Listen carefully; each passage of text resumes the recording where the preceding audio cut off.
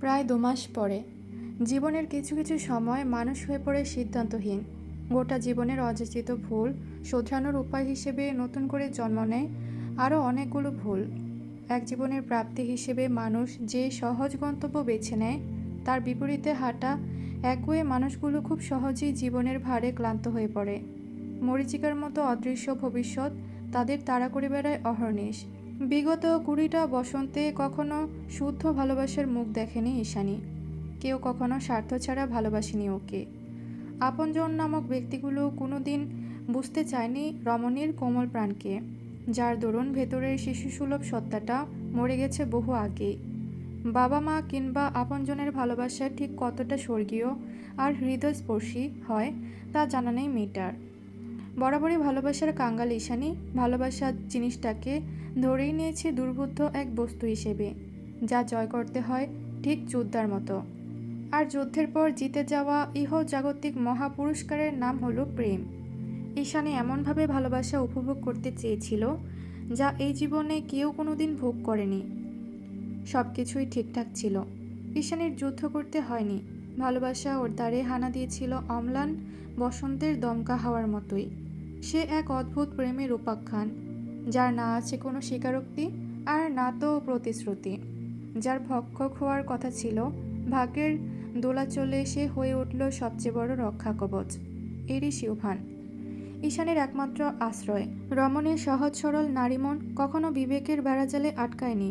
চোখের সামনে ঘটে যাওয়া সুকরুণ বাস্তবতাও কখনো দমাতে পারেনি তাকে। সে ভেসে গেছে আবেগের জোয়ারে, আদরে আদরে ঠিক নদীর প্রবাহমান জলের মতো হয়ে উঠেছে সর্বগ্রাসী সম্রাটের হৃদয়ের একমাত্র সাম্রাজ্ঞী। প্রতিশ্রুতিহীন নৈশব্দিক ভালোবাসার তোরে উন্মাদ ছিল ঈশানী। কখনো ভাবতে চায়নি বাস্তবতা। সমগ্র দুনিয়া ভুলে হয়ে উঠেছে ফেরারি, যার কোনো গন্তব্য নেই। তবুও মরীচিকা কি কোনোদিন আলোর হদিশ পায়? দিনের আলোর মতোই পরিষ্কার সত্যিটা ঠিক সেদিনই উপলব্ধি করেছিল রমণী, যেদিন তার ছোট্ট নাজুক উদরে আগন্তুকের ন্যায় কড়া নেড়েছিল রক্ত মাংসের এক নিষ্পাপ অস্তিত্ব। বিগত বেশ কিছুদিন ধরেই শরীরটা ভালো যাচ্ছিল না ঈশানীর। একে তো গত ২ মাস ধরে কোনো হদিশ নেই এরিসের, না রয়েছে যোগাযোগ আর না কোনো খবর। ঈশানী নিজে থেকে যে যোগাযোগ করবে তারও কোনো সুযোগ নেই, কারণ এরিস এক এক সময় এক এক নাম্বার ব্যবহার করে, এবং এই পরিবর্তনের হারটা এতই বেশি যে গুণে শেষ করার মতো নয়। এটাকে বুঝি বৈবাহিক সম্পর্ক বলে? বোধ হয় না। সমাজের সচেতন মহলের কাছে এটাকে বলা হয় অসামাজিক, অসুস্থ সম্পর্ক। ঈশানী ভালো করেই জানে, বিয়ে, ভালোবাসা কিংবা সম্পর্কের টানাপোড়েনের এসবের কোনো মূল্য নেই মাফিয়া বসের কাছে। এটা তো কেবল ছোট্ট নারী শরীরটাকে বৈধ উপায়ে কাছে পাবার অভিনব কৌশল মাত্র। তবুও কি সে ভালোবাসে, নাকি পুরোটাই মোহ? আচ্ছা, মোহ কি কখনো এতটা গভীর হয় যতটা গভীরে এরিস পৌঁছেছিল? রমণের শরীর থেকে মন প্রতিটি স্তরে যেভাবে সে নিজের কর্তৃত্ব বিছিয়েছে, তেমন করে কি কখনো মোহনীয়তা পৌঁছায়? মস্তিষ্ক জুড়ে প্রশ্নের সমাহার। আপন সত্তার সঙ্গে ঘটে যাওয়া এই মানসিক দ্বন্দ্বে ক্রমাগত ক্লান্ত ঈশানী। কিন্তু ঈশানীকে এভাবে একা ফেলে রেখে কোথায় চলে গেল ইরিশ? সে কি আদৌ ফিরবে তার এই প্রতিশ্রুতিহীন ভালোবাসার কাছে, নাকি মরীচিকার মতোই হারিয়ে যাবে শূন্যতায়? মেনস্ট্রুয়েশন সাইকেল মিস হয়েছে আরও ১ মাস আগে। প্রথম দিকে শারীরিক জটিলতা ভেবে গুরুত্ব না দিলেও ইদানিং বিশেষ কিছু মানসিক এবং শারীরিক পরিবর্তনের দরুন মনটা খচখচ করছিল ভীষণ। তাই সেদিন ক্যাফে থেকে ফেরার পথে চুপি চুপি একটা টেস্ট কিট নিয়ে এসেছিল ঈশানী। আজ এই মুহূর্তে সেটা হাতে নিয়েই দাঁড়িয়ে আছে ওয়াশরুমের ভেনিটি মিররের সামনে। মোম ঢালা পেলব মুখশ্রী জুড়ে দুশ্চিন্তার উদ্ভাসন। টানা কয়েকদিনের অসুস্থতায় ফর্সা ত্বক হয়ে উঠেছে ফ্যাকাশে। নিজের বিবর্ণ চেহারাখানা এক লহমায় পরখ করে চোখ ঘোরায় ঈশানী। আয়নার ঠিক উপরে সেন্সর শাওয়ারের নিচে একটা সিকিউরিটি ক্যামেরা, তার ঠিক বিপরীতে আরও একটা। এরিসের কাছে ঈশানীর কোনো প্রাইভেসির সুযোগ নেই। সিংহের শিকারের মতোই নজরবন্দি রমণী। ঈশানী ভালো করেই জানে ওর শাওয়ারের মুহূর্তগুলো এরিস কতটা গভীর দৃষ্টিতে পরখ করে। অনেকটা এডিকশনের মতোই। নাজুক রমণীকে দেখে দেখে তৃষ্ণা মেটায় সে। সেবার বাংলাদেশে থাকাকালীন এই সিকিউরিটি ক্যামেরাগুলো সরাতে চাইলে জোর কণ্ঠে বাদ সেধেছিল এরিস। তীব্র নিষেধাজ্ঞা আরোপ করে বলেছিল, পৃথিবীর যে প্রান্তে যে অবস্থাতেই থাকি না কেন, I crave for this clip of you. This is my addiction actually. তাই এটা কখনো সরাবে না। ঈশানী কথা রেখেছে, কখনো সরায়নি ক্যামেরাটা, বরং বারবার নিজেকে মেলে ধরেছে দুটো অদেখা অদৃশ্য চোখের সম্মুখে। নিঃশব্দে ভারী এক দীর্ঘশ্বাস ছেড়ে সিকিউরিটি ক্যামেরার দিকে দৃষ্টিপাত করলো ঈশানী। চাপা ক্রন্দনে কণ্ঠনালী বুঝে আসছে তার। শুষ্ক একটা ঢোকিলে মলিন স্বরে বলে উঠল, অরণ্য, দেখতে পাচ্ছ আমায়? নৈশব্দ। অতঃপর পজিটিভ চিহ্নিত প্রেগন্যান্সি কিটটা আস্তে করে তুলে ধরল ক্যামেরার বিপরীতে। তীব্র হৃদস্পন্দনের তালে তালে ভারী হলো তার শ্বাস প্রশ্বাস। গিলে রাখা কান্নাটুকু উগরে বেরিয়ে এলো এবার। নৈশব্দে টুপটুপ করে কপলে গড়ালো নোনা জল। ফের অস্পষ্ট স্বরে বলল, আমাদের গন্তব্যহীন ভালোবাসার প্রথম শর্তটা বোধহয় আমিই ভেঙে ফেললাম ইরিশ। তুমি বলেছিলে কোনোদিন সংসার হবে না আমাদের, অথচ সেই তুমিই আমার মাঝে সঙ্গোপনে রেখে গেলে নিজের অনাগত এক অস্তিত্বকে। এবার এই নিষ্পাপ প্রাণকে কি জবাব দেব আমি? প্রত্যুত্তর এলো না। পাছে বেরিয়ে এলো নীলাম্বরীর চাপা আর্তনাদ। টেস্ট কিটটা বুকে জড়িয়ে অকস্মাৎ হাওমাও করে কেঁদে উঠল মেয়েটা। বিলাপ করে বলতে লাগলো, তুমি কিভাবে চলে এলে বাবা? তোমার তো ধারণাই নেই তুমি কার উত্তরাধিকার হয়ে এসেছো। এবার কি করব আমি? কিভাবেই বা রক্ষা করব তোমায়? উদরের ছোট্ট প্রাণটা জবাব দিল না, কেবল নিজের উপস্থিতি জানান দিয়ে আরও একবার নাজেহাল করে তুলল তার অসহায় জননীকে। হঠাৎ করে মাথাটা চক্কর দিয়ে উঠল ঈশানীর। গা গুলিয়ে বমি আসার উপক্রম। ছুটে চলে গেল বেসিনের সামনে। গড়গড় করে পানির মতো বমি করে দিল তখনই। টানা মিনিট পাঁচেকের অসহনীয় যন্ত্রণার এক পর্যায়ে মনে হতে লাগলো খাবারের সাথে নাড়িবড়ি সব উগরে আসবে ওর। বুকের আর পিঠের পাঁজরগুলো ঠাস ঠাস করে ভেঙে বেরিয়ে যাবে, আর সবশেষে দম ফোরাবে। ফুরলো না দম। কোনো মতে নিজেকে সামলে শ্বাস টানল ঈশানী। চোখ মুখে পানির ঝাপটা দিয়ে তোয়ালে হাতে ত্যাগ করল ওয়াশরুম। ঘরের মাঝে পা রাখতেই কর্ণগোচর হলো অযাচিত কণ্ঠস্বর। সাধারণত গার্ডরা কখনো বিরক্ত করে না ওকে। কখনো কিছুর প্রয়োজন হলে ল্যান্ডলাইনের অনুমতি চায়, তারপর কক্ষে আসে। কিন্তু আজ হঠাৎ কি হলো? নীরবে দরজা খুলে আউটডোরে উকি দিল ঈশানী। সেখানে কারোর অতর্কিত উপস্থিতি টের পেয়ে তৎক্ষণাৎ শঙ্কিত বদনে ঘুরে এলো আবার। চোখে মুখে অনিশ্চয়তার ভিড়। কণ্ঠস্বর খাদে নামিয়ে স্বগতোক্তি করে বিড়বিড়ালো, মৃণালিনীর বয়ফ্রেন্ড নিকোলাস আর একটা অচেনা ছেলে। কিন্তু এরা ব্ল্যাক হোলে কি করছে? ভেতরে ঢুকলোই বা কেমন করে? ওপাশ থেকে ভেসে আসা চাপা উত্তেজনায় ভ্রম কাটে ঈশানীর। কান খাড়া করলে শুনতে পায় নিকোলাসের রাশভারী কণ্ঠস্বর, মেয়েটাকে তাড়াতাড়ি খোঁজ আর। পুরো ভবনটায় গোলক ধাঁধা। কোথায় কোন হিডেন সিকিউরিটি আছে আমরা কিচ্ছু জানি না। কিঞ্চিত গলা খাকারি দিয়ে উঠল পাশের জন। কণ্ঠে বিরক্তি টেনে বলল, একটা হীরের আংটির জন্য এমন করছিস কেন তুই? গত 2 মাস ধরে যে পরিমাণ প্ল্যান করেছিস তাতে আমরা গোটা একটা হীরের দোকান লুট করতে পারতাম dude. It's a loss project. হতাশায় উচ্চারণ করলো ছেলেটা। পরক্ষণে নিচু আওয়াজে ধমকে উঠল Nicholas, keep your mouth shut asshole. মুখ বন্ধ না করতে পারলে তোকে আমি এখানেই পুঁতে দেব। হ্যাঁ cool, why do you look so serious? Because this is not a fucking diamond, ওটা ব্লাড ডায়মন্ড। পৃথিবীতে এক পিসই আছে। এমন দুর্লভ জিনিস একটা এইটুকুনি বাঙালি মেয়ের হাতে নিয়ে ঘুরে বেড়াচ্ছে। একবারও ভেবেছিস? How is it possible? তার উপর এত কড়া নিরাপত্তা। ও মাই গড, আর ইউ শিওর ওটা আসলেই ব্লাড ডায়মন্ড? অফকোর্স তাহলে আজ মিশন সাকসেসফুল হবে ইডিউট। দরকার পড়লে ওই মেয়ের আঙুল সহ কেটে নিয়ে আসবো আমরা। এই একটা মেয়ের জন্য গত 2 মাস ধরে ঘুম নেই আমার। খাওয়া দাওয়া, মিশন, ব্যাটিং সব কিছু বরবাদ। এত কড়া পাহারা, এত কিছু সব ওর জন্য। আমি তো আজ খুনই করে ফেলবো ওকে। শেষ বাক্যটুকু কর্ণগোচর হতেই রক্ত শূন্য হয়ে গেল ঈশানীর মুখাবয়ব। থরথর করে কেঁপে উঠল সর্বাঙ্গ। 2 হাতে শক্ত করে মুখ চেপে ধরে সংবরণ করল আর্তনাদ। পিনপতন নিস্তব্ধ হয়ে আছে পুরো ব্ল্যাক হোল। কোথাও কোনো শব্দ নেই। চারিদিকে হিমশীতল শূন্যতা। দরজাটা এখনও খোলাই পড়ে আছে। প্রকম্পিত হাতে সেটাকে লাগানোর প্রয়াসে একটু এগোতেই আচানক কক্ষে ঢুকে পড়ল ওরা দুজন। জমে গেল ঈশানী। ভয়ে তার উষ্ঠাগত প্রাণ।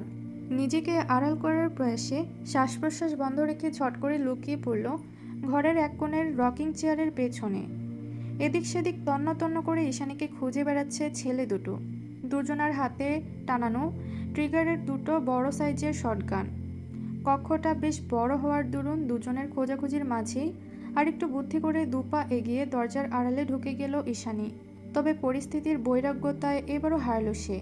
তাড়াহুড়োয় সেন্সরে আঙুল লাগতেই পিনপিন আওয়াজ তুলে মালকিনের উপস্থিতি জানান দিল দরজাটা।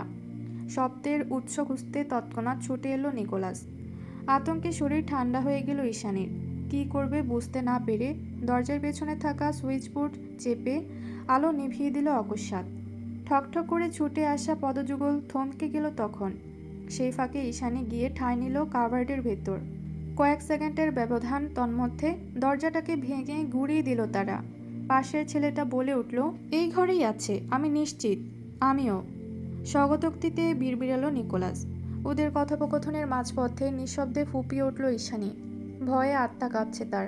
সঙ্গে যোগ হয়েছে দুর্বল শরীরের রুগ্নতা, যখন তখন অবচেতন হওয়ার উপক্রম। ঈশানীর মায়া হতে লাগলো ভীষণ, নিজের জন্য নয়, উদরে বেড়ে ওঠা সন্তানের জন্য।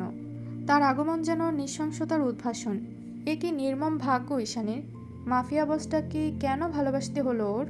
মাহিনের মতো ভদ্র সভ্য বাস্তবিক ছেলেটার জন্য কেন একটাবার মরিয়া হলো না অন্তর? তাহলে কি সবটাই ভবিতব্য? কিন্তু কার? এরিসের, নাকি তার ঔরসজাত সন্তানের? ছুরি চাকর ঝনঝন আওয়াজে ভাবনার ছেদ ঘটে ঈশানীর। কাবার্ডের দরজাটা সামান্য খুলে বাইরে চোখ রাখতেই দেখতে পায় ঘরের প্রত্যেকটা আসবাব কেটে টুকরো টুকরো করে ফেলেছে ছেলে দুটো।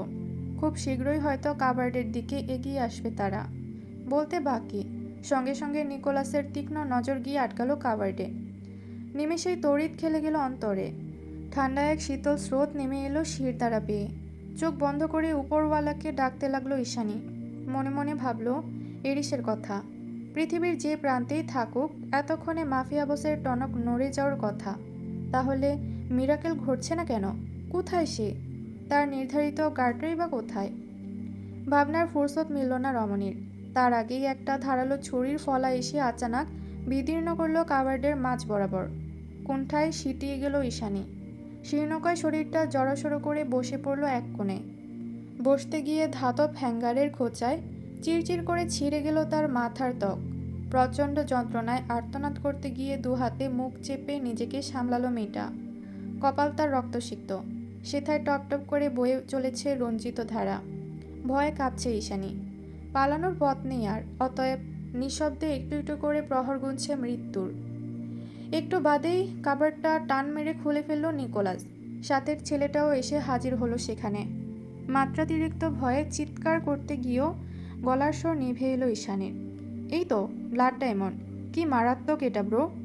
পাশের ছেলেটা গ্রীবা নামিয়ে ঝুঁকে আসতেই দু হাতে নিজেকে আড়াল করার প্রচেষ্টায় অন্যদিকে ঘুরল ঈশানী। তৎক্ষণাৎ ঘটে গেল এক অপ্রত্যাশিত ঘটনা। ঈশানীর হাতের আংটিটা থেকে গ্যাসের মতো কিছু একটা নিঃসৃত হলো যেন। সঙ্গে সঙ্গে চিৎকার দিয়ে ওপাশে ছিটকে পড়ল ছেলেটা। ঘটনার আকস্মিকতায় ধরফড়িয়ে উঠল নিকোলাস। সেই সুযোগে এক ছোটে ঘর থেকে বেরিয়ে গেল ঈশানী। চোখ মুখ ঝলসে গিয়েছে বান্দার। নিকোলাস দেখল ঠিকই, তবে বন্ধুর বিলাপে বিন্দুমাত্র ভ্রুক্ষেপ না করেই ছুটতে লাগলো ঈশানীর পিছু। চোখ মুখ খিচে উন্মাদের মতো ছুটছে ঈশানী। দৌড়াতে দৌড়াতেই তার ক্লান্ত মস্তিষ্কে হানা দিল খানিক আগের ঘটনা। এরিস একবার বলেছিল, এটা স্রেফ আংটি নয়, আমার অনুপস্থিতিতে তোমার রক্ষা কবচ, তাই সামলে রেখো। আজ সেই কথার প্রতিফলন ঘটল। রক্তের মিশেলে এই ধাতু অ্যাসিড উৎপন্ন করতে সক্ষম, এবং কোনো না কোনোভাবে মনিবের সুরক্ষায় সোচ্চার হয় এটি। যদিও এর সঠিক ব্যবহার জানা নেই ঈশানীর। প্রাণপণে ছুটতে ছুটতে পরিশ্রান্ত ঈশানী অজান্তেই চলে এসেছে অনেকটা পথ। এত বেশি উত্তেজনা কখনোই সামাল দিতে পারে না ওর দুর্বল হৃদয়, তাই একটু থেমে হাঁপিয়ে উঠল মেয়েটা। কয়েক সেকেন্ডের নীরবতা, এরই মাঝে পেছনে তাকাতেই ভেসে উঠল ছুটে আসা নিকোলাসের দানবীয় হুঙ্কার। তোকে আমি ধরবই বীজ, আই সোয়ার, তোকে আমি ধরবই। নিমেষেই আটকে উঠল হৃদয়টা। ব্যথায় নীল হয়ে আসা স্তব্ধ পদযুগল ফের চলতে শুরু করল রমণীর। মফস্বলের নির্জন রাস্তার বাঁকে বাঁকে চলল লুকোনোর প্রতিযোগিতা। এক পর্যায়ে ঈশানীকে গোলক ধাঁধায় ফেলে হারিয়ে গেল নিকোলাস। বিভ্রান্ত হয়ে চারিদিকে সচকিত নজর বুলালো ঈশানী। পেছনের দিকে ঘাড় ঘোরাতে অন্ধকারের সরু গলি থেকে একটা পোক্ত হাত বেরিয়ে এসে অকস্মাৎ টেনে নিয়ে গেল ওকে। অতর্কিতে চিৎকার দিয়ে ওঠার আগেই ওর মুখটা চেপে ধরল আগন্তুক। কানের কাছে ফিসফিসিয়ে আওড়ালো, শশ। দেয়ালের ওপাশেই দাঁড়িয়ে আছে। ধুরু ধুরু বুকে পাশ ফিরল ঈশানী। আবছার মাঝে জীবন্ত মূর্তির মতো ভেসে উঠল জিসানের ঘর্মাক্ত মুখাবয়ব। জিসানকে দেখা মাত্রই চোখ বুজে দম ছাড়ল ঈশানী। নিজেদের মাঝে হাজারো স্নায়ুদ্বন্দ্ব থাকা সত্ত্বেও জিসানের আগমনে বৃষ্টি শেষে আর্দ্র বাতাসের মতোই শীতল হয়ে উঠল তার উদ্ভ্রান্ত অন্তঃকরণ। সময় পেরোলো। এক পর্যায়ে ঈশানীকে খুঁজে না পেয়ে অন্যদিকে চলে যেতে বাধ্য হলো নিকোলাস। নিকোলাস সরে যেতেই মুখ খুলল ঈশানী, তুই এখানে? তার আগে বল, তোকে কেন তাড়া করছিল ওই ছেলেটা? ঈশানী কথা ঘোরায়, আমাকে একটু বাড়ি পৌঁছে দিবি? কোন বাড়ি? জিসানের চোখে বিস্ময়। আড়ালে দীর্ঘশ্বাস ছাড়ে ঈশানী। অস্পষ্ট স্বরে জবাব দেয়, আমাদের বাড়িতে। ঈশানী বাড়িতে ফিরেছে আজ 2 দিন হলো। এই 2 দিন রোকেয়া, প্রাচী, দেবরা সবাই খুব স্বাভাবিক আচরণ করেছে ওর সঙ্গে।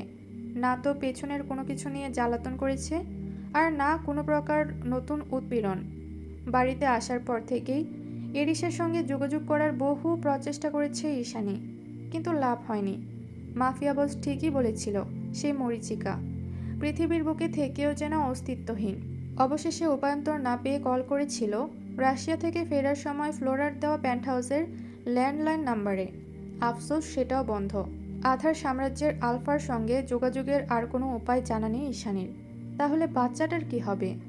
তলপেটের উপর আদুরে প্রলেপ বুলিয়ে নীরবে খাটে বসে পড়ল ঈশানী। অপারক হাহাকারে টইটুম্বুর হয়ে আছে তার নীলাক্ষী। এমন সময় দরজায় কড়া নেড়ে ভেতরে প্রবেশ করল উষা।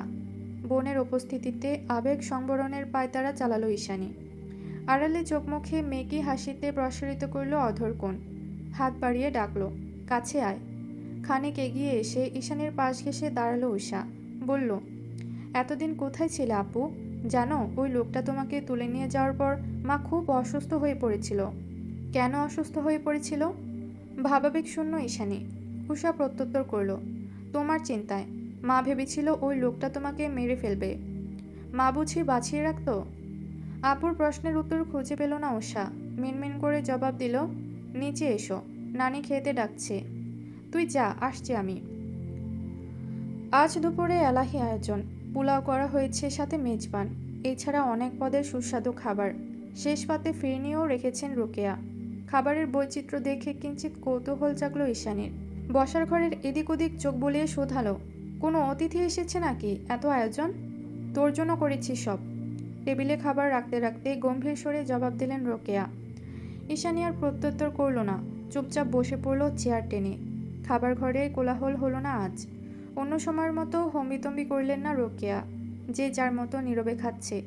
শুধু খেতে পারছে না ঈশানী, খাও তো দূরে থাক, মশলা কষানো মাংসের ক্যাটক্যাটে ঝোলের দিকে তাকাতেও গা গুলিয়ে আসছে ওর। সবার খাওয়া দেখেও কেমন কেমন লাগছে। কিরে নাতিন, হানানো হসনা, ব্যাককিন ফত তোর মা লাইন দে, হানা বোধ মজা অইয়ে, হাইসা। নানির কথায় হ্যাঁ সূচক মাথা নাড়ল ঈশানী। মৃদু হেসে প্লেটের দিকে নজর বুলিয়ে বলল, খাচ্ছি। মায়ের যত্নে খানিক আপ্লুত ঈশানী। এতগুলো দিন বাদে হয়তো নিজেকে শুধরাতে চেয়েছেন রোকেয়া প্রাচী। তাই তো না খেয়ে থাকতে পারল না ঈশানী। নিজেকে শক্ত করে চুপচাপ হাত বাড়ালো খাবারে। ছা ছা, আড্ডি ইয়ান কি মজা। নানি মজা করে মেজবানি মাংস খাচ্ছে, তা দেখে চোখ গুছালো উষা। মুখ ভেঙে বলল, উফ, বুড়ির ঢং দেখো, দাঁত নাই আবার হাড্ডি চিপায়। বলি একটু কম কম খাও, এই বয়সে এত গোস্ত খাওয়া ভালো না, ব্লাড প্রেশার বাড়ে। নাতনির কথায় খেকিয়ে উঠলেন দেবরা।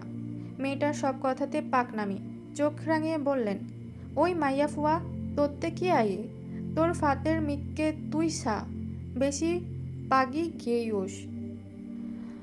নানির কথার পাছে উষা কিছু বলবে, তার আগেই কাণ্ড ঘটালো ঈশানী। নানির মেজবান খাওয়ার 12টা বাজিয়ে গড়গড় করে বমি করে ভাসিয়ে দিল ডাইনিং টেবিল। সবাই তাজ্জব হয়ে চেয়ে আছে ওর দিকে। অবকাশ করল না ঈশানী। মুখের ওপর হাত চেপে ধরে চলে গেল বেসিনে। কোনো মতে হাত মুখ ধুয়ে সোজা ওপরে। ঈশানী চলে যেতেই বিড়বিড়ালেন দেবরা, কি আইয়ে ইয়েন, কি ওইয়ে ইয়েন। এক পল মায়ের পানে দৃষ্টি বুলিয়ে থমথমে গলায় বাক্য ছুড়ল রুকিয়া, তোমরা থাকো, আমি দেখে আসছি। ঈশানীর পিছু পিছু রুখিয়া প্রাচ্যে গিয়ে উপস্থিত হলেন কক্ষে। মায়ের আগমনে ওনার পেছনে কিছু একটা লুকিয়ে ফেলল ঈশানী। মেয়ের আপাদমস্তক তীক্ষ্ণ নজরে পরখ করতে করতে চট করেই বোম ফোটালো রোকেয়া। কি লুকিয়েছিস পেছনে? শুষ্ক একটা ঢোক গিলে আচারের বয়ামটা পাশের টেবিলের ওপর রেখে দিল ঈশানী। তুই পোয়াতি? ছোট্ট বাক্যটা কর্ণগোচর হতেই তড়া করে চোখ তুলল ঈশানী। আড়ষ্টতায় জমে হিম হয়ে আছে তার শীনকায়। কার পাপ পেটে ধরেছিস? আবারও তিক্ত আওয়াজ। পাপ নয় মা। কণ্ঠস্বর বুঝে এলো ঈশানীর। চুপ! নানি নাতনির খুনসুটি এখনো চলমান বসার ঘরে। তন্মধ্যে উপরতলা থেকে ভেসে এলো ঈশানের অযাচিত আর্তনাদ। ক্রুদ্ধস্বরে চেঁচাচ্ছেন রোকেয়া প্রাচী। তার হইচইতে সচকিত হয়ে উঠলেন দেবরা। উষাকে তাড়া দিয়ে বললেন, উবুক, আয় তো চাই। আই গইয়ে কি ওইয়ে ওই চল তো দেখি কি হয়েছে। ওরা দুজন ছুটে এসে দেখল ঘরের এক কোণে মেঝেতে বসে আছে ঈশানী। অন্য পাশে দাঁড়িয়ে জ্বলন্ত আঙ্গারের ন্যায় রাগে ফুঁসছেন রোকেয়া। রুগ্ন কদমে এগিয়ে গিয়ে নিজের মেয়েকে প্রশ্ন ছুড়লেন দেবরা। কি ওই ঘরবাড়ি মাতার তুল্যতে কিনলেই? ক্রোধে গজগজ করতে করতে ঈশানীর দিকে আঙুল তুলে জবাব দিলেন রোকেয়া। ওই জানোয়ারটার সঙ্গে শুয়ে পোয়াতি হয়ে ফিরেছে তোমার নাতনি। কি ভেবেছে ছেড়ে দেবে ওকে আমি? যতবার ভাবি মেয়েটাকে স্নেহ করব, ততবার একটা না একটা অপরাধ করবেই ও। আর এবার তো শুধু অপরাধ নয়, একেবারে নোংরামি করে ফিরেছে। অপমানে শ্রবণকেন্দ্রীয় বুধ হয়ে এলো ঈশানীর। হতচকিত নানির পানে অসহায় দৃষ্টিতে তাকিয়ে বলল, বিশ্বাস করো নানি, আমাদের বিয়ে হয়েছে। এই বাচ্চা অবৈধ না। প্রমাণ বা দেখায় তো পারিবি না? ঈশানীর কাছে প্রমাণ নেই, তাই চুপ হয়ে রইল। রোকেয়া কর্কশ্বরে বললেন, কিভাবে প্রমাণ দেখাবে ও? আছে নাকি এই বাচ্চার পিতৃ পরিচয়? মায়ের কথায় গর্জে উঠল ঈশানী। খবরদার মা, আমার বাচ্চাকে অবৈধ বলবে না একদম। ওর বাবা আছে। কোথায় ওর বাবা? মায়ের প্রশ্নে ফের নিশ্চুপ হতে বাধ্য হয় ঈশানী। সত্যিই তো, এরিশিউভান কোথায়? গত 2 মাসেও তো খোঁজ নিল না ঈশানীর। তবে কি সত্যি সে ভুলে গেল? অতর্কিত ব্যথায় খামছে ওঠে ঈশানীর হৃদয়। অস্ফুটে কিছু বলবে তার আগেই গম্ভীর স্বরে বাক্য ছুড়ল রোকেয়া। কোনো গুন্ডা জানোয়ারের পাপের ফসল আমার মেয়ের গর্ভে থাকতে পারবে না, কিছুতেই না। এই বাচ্চা জন্মালে সমাজে আর মুখ দেখানোর জায়গা থাকবে না আমাদের। তুই কি রেবি? তার মানে হচ্ছে, তাহলে কি করবি? ভ্রু কুঞ্চিত করে জিজ্ঞাসা করলেন দেবরা। গর্ভপাত। শব্দটা শোনা মাত্রই দুনিয়া দুলে ওঠে ঈশানীর। অস্থির হয়ে বলে, তুমি কী সব বলছো মা? এটা আমার সন্তান। ওর বাবা এখনো জানেই না ওর অস্তিত্বের কথা। একবার যদি সে এসব কুচক্রের কথা জানতে পারে, তাহলে তোমাদের কি হাল করবে ভাবতে পারছো? মেয়ের কথায় কর্ণপাত করলেন না রোকেয়া। নির্বিকারে কক্ষ থেকে উদ্বেগ হয়ে জোর গলায় আদেশ করলেন উষাকে, ওর ঘরের দরজাটা লাগিয়ে দে উষা। আমি এখনই ডাক্তারকে ফোন করছি। সন্ধ্যাবেলায় নিয়ে যাব ওকে। আমার যেদিন সন্তান হবে সেদিন তোমাকে দেখিয়ে দেব মা, সত্যিকারের মা কি করে হতে হয়। কাঁদতে কাঁদতে গলা চিরে বাক্য ছুড়ল ঈশানী। সেসব কথায় ভ্রক্ষেপ না করেই দরজা আটকে ঈশানীকে কক্ষবন্দি করে একে একে চলে গেল সবাই। স্তম্ভিত বিমূঢ় চিত্তে কেবল মেঝেতে পড়ে রইল ঈশানী। আলতো হাত দিয়ে নিজের উদর স্পর্শ করে হিস হিস করেই বিড়বিড়ালো, যে যা খুশি বলুক, মা তোমাকে রক্ষা করবেই বাবা, তুমি ভয় পেও না। অতঃপর নৈশব্দ। কক্ষ জুড়ে শুধু ফুপানোর করুণ আওয়াজ। ধীরে ধীরে সন্ধ্যা হলো। জোর জবরদস্তি করে ঈশানীকে নিয়ে আসা হলো সদর হাসপাতালে। পরনে তার ধুলোমাখা ময়লা একটা সফেদ ফ্রক, যার পরের অংশ ছিঁড়ে গেছে টানা হেঁচড়ায়। ফ্যাকাশে বর্ণের চেহারায় ক্লান্তির নিদারুণ ছাপ। সবচেয়ে সুন্দর চোখের নির্মাংস কালছিটে হয়ে আছে। কার্নিশে জমে আছে ঘরমাক্ত নোনা জল। সন্ধ্যার সময় আউটডোরে রোগীদের উপচে পড়া ভিড়। শ্বাস ফেলার জায়গা অবধি নেই। মানুষের মাঝে কোনো মতে গাদাগাদি করে দাঁড়িয়ে আছে ঈশানী। ওর এক হাতের কবজিটা শক্ত করে ধরে রেখেছে উষা। রোকেয়া প্রাচী ভেতরে সিরিয়ালের জন্য গিয়েছেন। এসব গোপনীয় ব্যাপারে ভাইকে অনুপ্রবেশ করাতে চান না রোকেয়া, তাই উষাকেই সঙ্গে নিয়ে এসেছেন ঈশানীকে চোখে চোখে রাখার জন্য। এত সহজে হাল ছাড়ার মেয়ে ঈশানী নয়। মনে মনে ভাবতে লাগলো পালানোর কৌশল। মানুষের গাদাগাদিতে উষার যখন ওষ্ঠাগত প্রাণ, তখনই হুট করে বলে উঠল, হাতটা ছাড় উষা, ওয়াশরুমে যাব। মাথা নাড়িয়ে নাকচ করল উষা। বলল, মা নিষেধ করেছে আপু। তুই আমাকে বিশ্বাস করিস না? বোনের কথায় চুপসে গেল উষা। মুখ কাঁচামাচু করে আওড়ালো, কিন্তু মা যদি। কিছু হবে না, আমি যাব আর আসব। বেচারি উষা। দ্বিধাদ্বন্দ্বের মধ্যে ফেঁসে গিয়ে এক পর্যায়ে ছেড়েই দিল ঈশানীর হাত। এরপর ঈশানীকে আর পায়কে চোখ মুখ খিচে দৌড়াতে লাগলো অহর্নিশ। করিডোরের উপচে পড়া ভিড় কিংবা আধারের নিস্তব্ধতা কোনো কিছুই আর দমাতে পারল না ওকে। ছুটতে ছুটতে হাসপাতালের গেট পেরিয়ে চলে এলো ব্যস্ত সড়কে। রোড সিগন্যাল আর গাড়ির হর্নের মুখর চারিপাশ। আশেপাশে অচেনা সব ভয়ঙ্কর চোখ। কোথাও কোনো আপনজন নেই, কোনো কাছের মানুষ নেই, ফিরে যাওয়ার মতো কোনো জায়গা নেই। খোলা আকাশের নিচে ঈশানীর তরে পড়ে রইল শুধু দীর্ঘশ্বাস আর দীর্ঘশ্বাস। বিদীর্ণ চোখ মেলে আশেপাশে তাকাতেই অজ্ঞাত বিষাদে ভার হয়ে এলো অন্তর। কিন্তু এখানেই থেমে গেলে তো চলবে না। কথাটা ভেবেই ফের হন্যে হয়ে ছুটতে আরম্ভ করলো মেয়েটা। ব্যস্ত সড়ক, সারি সারি স্ট্রিট লাইট সবকিছু পেছনে ফেলে ঈশানী যখন বহুদূর চলে এলো, চারিপাশ তখন ঘুটঘুটে অমানিসার কালঘ্রাসে আবর্তিত। হয়রান পদযুগল স্তব্ধ হতেই রিমঝিম বর্ষণে উল্লাসে মেতে উঠেছে প্রকৃতি। বৃষ্টিমুখরিত আর্দ্র সড়ক ধরে বিধ্বস্ত পায়ে এলোমেলো হাঁটছে ঈশানী। উদরে তার 2 মাসের ছোট্ট এক অস্তিত্ব ক্লান্তিতে ভেঙে আসছে সেই নকায়া। বৃষ্টির দরে ঝাপসা দৃশ্যপট। ঠিক সেই সময় অদূরের কোনো এক হ্যাজাক জ্বালানো টং দোকানের ক্যাসেট থেকে ভেসে এলো বিচ্ছিন্ন সুরের উপমা, যা শোনা মাত্রই ক্লান্ত পা দুটো থমকে গেল রমণীর। হাইগো প্রাণবন্ধের পীড়িতে আমায় পাগল করেছে, দেওয়ানা বানাইছে, কি জাদু করিয়া বন্দে মায়া লাগাইছে। অন্ধকার রাস্তার মাঝখানে দাঁড়িয়ে বিভ্রমে পেছনে তাকিয়েছিল ঈশানী। নীল রঙের চোখ দুটো যে কখন জলে ভরে উঠেছে সে হদিশ জানা নেই তার। জীবন্ত মূর্তির ন্যায় স্তব্ধ হয়ে আছে নিঃশব্দে। সে নিঃশব্দ ছাপিয়ে আচানক বেজে উঠল গাড়ির হর্ন। হর্নের বাজখাই আওয়াজে কান বন্ধ হয়ে এলো ঈশানীর। ঘাড় ঘুরিয়ে সামনে তাকাতেই কয়েক সেন্টিমিটার দূরত্বের চলন্ত গাড়ির হেডলাইটের তীক্ষ্ণ আলোটুকু দেখা মাত্রই চোখ খিচে গগন কাঁপিয়ে চিৎকার দিয়ে উঠল মেয়েটা। অতঃপর ইঞ্জিন থেমে যাওয়ায় জোরালো প্রকম্পন। ঈশানীর শরীর থেকে ন্যানো সেন্টিমিটার দূরত্বে এসে অকস্মাৎ থমকে গিয়েছে গাড়িটা। এখনও একই অবস্থাতে দাঁড়িয়ে চোখ খিচে রেখেছে রমণী। ভয়ের তোড়ে তীর কাঁপছে তার সর্বাঙ্গ। হৃদস্পন্দনের গতিবিধি নিয়ন্ত্রণহীন। হয়তো জ্ঞান হারাবে শীঘ্রই। খানিক বাদেই ছাতা হাতে গাড়ি থেকে নামলো এক দীর্ঘদেহী সুপুরুষ। বৃষ্টির কাদা জল পায়ে মারিয়ে চপচপ আওয়াজ তুলে এগিয়ে এলো মেয়েটার সন্নিকটে। অতঃপর হুট করে ঈশানীর শ্রবণেন্দ্রিয় ভেদ করলো একটি অতি পরিচিত এক কর্ণস্বর। ঈশানী। চকিতে চোখ খুলল ঈশানী। সামনে দাঁড়ানো ব্যক্তিটিকে তির্যক নয়নে পরখ করে একই সুরে আওড়ালো, মাহিন। রাশিয়া ইয়াকুতিয়ার ছোট্ট গ্রামটা তুষারে ঢেকে থাকে প্রায় সারা বছর। এপ্রিল আর মে বছরের এই 2 মাসেই কেবল দেখা মেলে সূর্য রাজের। ইদানিং ঠান্ডাটা কমে এসেছে খানিক। দুপুরের অনেকটা সময় তাপ বিকিরণের দরুন উষ্ণ হয়ে ওঠে চারিপাশ। আজ তেমনই এক আলো ঝলমলে দুপুর। গত 2 মাস ধরেই দাদির কাছে আছে ফ্লোরা। কি জানি তুষার কোথায় আছে। এতদিন খোঁজ নেওয়ার সাহস কিংবা স্পর্ধা কোনোটাই হয়ে ওঠেনি রমণীর। তবে আজকের আবহাওয়াটা পাল্টে দিল মনোবাসনা। কি ভেবে যেন ছুটে গিয়ে ফ্ল্যাক্স মেশিনটা নিয়ে বসে পড়ল ফ্লোরা। বড্ড উতলা হয়ে টাইপ করল, জানেন আজকের দিনটা কত সুন্দর। সূর্যের আলো ঝলমল করছে চারিদিকে। তুষারের স্তূপ গলতে শুরু করেছে। ফ্যাক্স পাঠানোর একটু বাদেই বিপ বিপ আওয়াজ হলো মেশিনে। ছুটে গেল রমণী। মেশিন থেকে কাগজটা বের করতেই চোখের সামনে ভেসে উঠল গুটি গুটি রাশিয়ান অক্ষর। তুষার গলে যাচ্ছে বলে এত খুশি। ফ্লোরা ঠোঁট উল্টালো, দীর্ঘশ্বাস ছেড়ে লিখল, আমি চাই আপনিও গলে যান, ঠিক গ্রীষ্মের তুষারের মতোই। আমার উপর রাগটা কি আজীবন পুষে রাখবেন? ফ্ল্যাক্স পাঠিয়ে অপেক্ষায় বসল রুশকন্যা। এবার নিশ্চয়ই ভালো কিছু পাঠাবে লোকটা, যা পড়া মাত্রই মন ফুরফুরে হয়ে যাবে তার। কিন্তু এ তো তুষার যাওয়াত।